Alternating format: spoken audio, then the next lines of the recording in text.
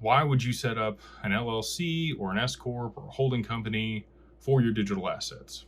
Well, if you are a trader, you can be in the business of trading digital assets.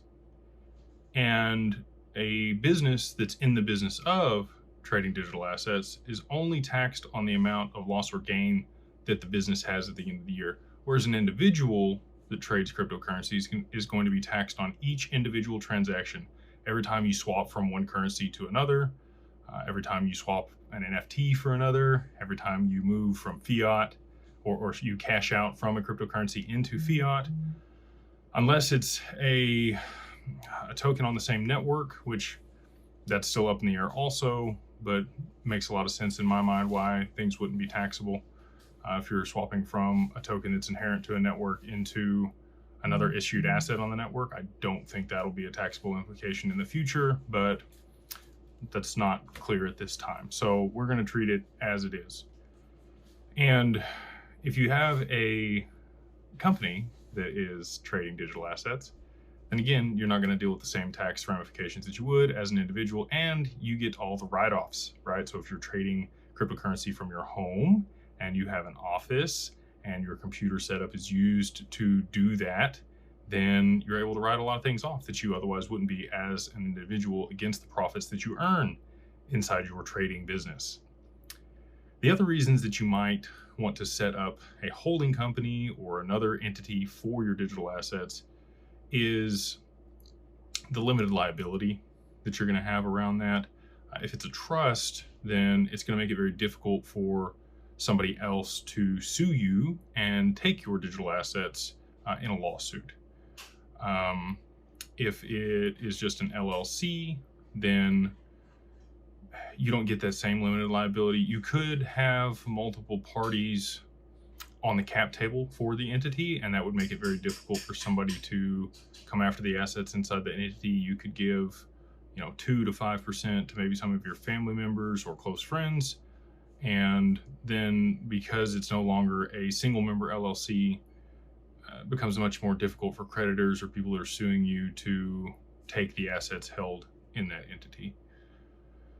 Also, if you were to have assets that you thought were going to appreciate long term, you could move them into a company. It could be S-Corp, C-Corp, LLC, any other type of structure, as long as it's got an EIN number, prior to the price appreciation. And when you do that, you're going to list it on the capital contributions page of the operating agreement when you first set up the business, or you're going to have to issue a written action or consent from your personal account into the business to rectify the financials and balance sheet for the company. So you get the assets in there one way or the other, and or you can gift them, right? As long as they're low enough value and they don't breach the gift tax threshold of 12.92 million. And that's the reason I'll talk about this here in a second, is you would want to do this prior to price appreciation. Once it's in the LLC, you can set up the trust behind the LLC and just move the LLC into the trust that already owns the digital assets. You don't have to gift it from your personal belonging into the trust to set up your estate. And again, it's the gift tax threshold here in the US is 12.92 million per person. So if you're a married couple, that's going to be 25.84 million that you get between you and your spouse. Anything above that, when you're moving it into a trust after the price appreciation has occurred, is going to be taxed at 40%, which is pretty steep. So that's why being proactive and having these assets held inside of an entity prior to price appreciation is paramount if you're holding substantial amounts that you think will appreciate beyond that threshold.